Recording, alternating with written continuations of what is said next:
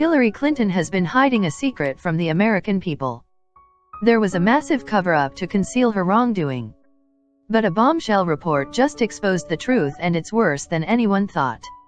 When the FBI cleared Hillary Clinton, FBI Director James Comey tried to sidestep the issue as to whether foreign hackers had gained access to her unsecured private email server. Clinton was sending classified information from this server, and if foreign agents were able to hack into her system, they would have access to some of America's most closely held secrets.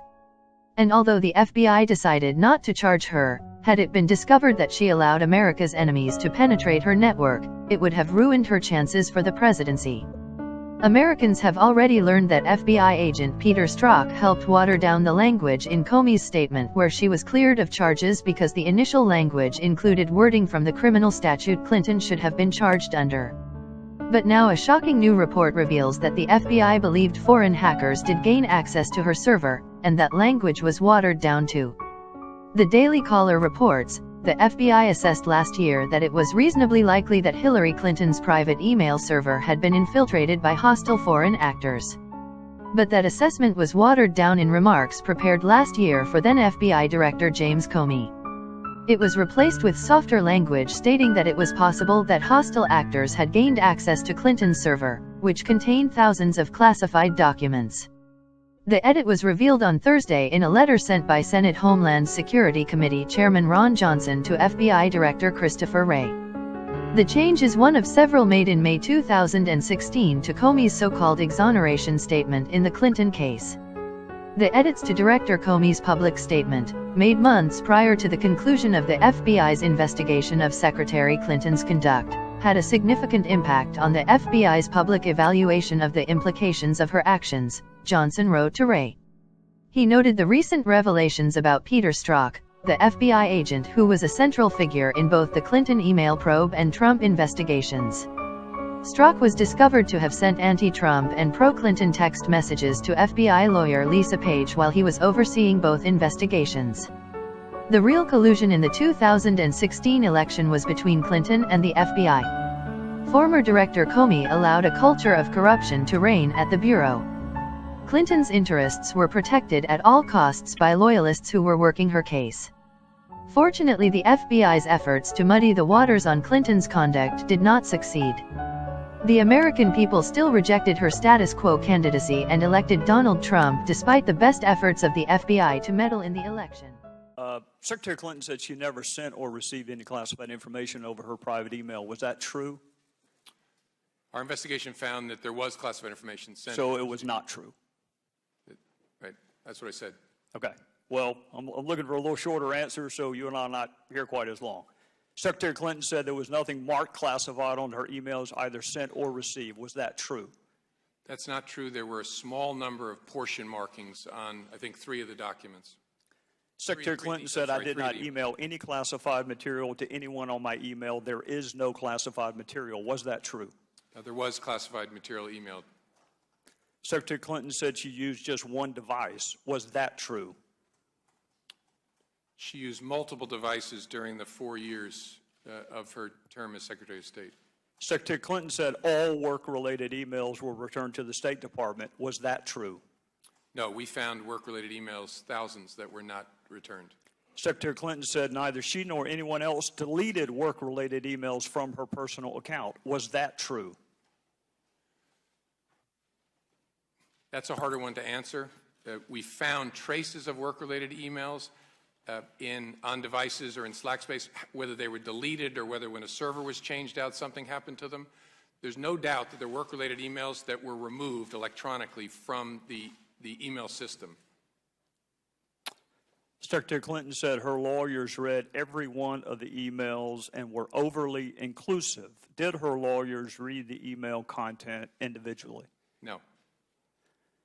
Well, in the interest of time, and because I have a plane to catch tomorrow afternoon, I'm not going to go through any more of the false statements, but I am going to ask you to put on your old hat. False exculpatory statements, they are used for what? Well, either for a substantive prosecution or for evidence of intent in a criminal prosecution. Exactly. Intent and consciousness of guilt, right? Is that right? Right. Consciousness of guilt and intent.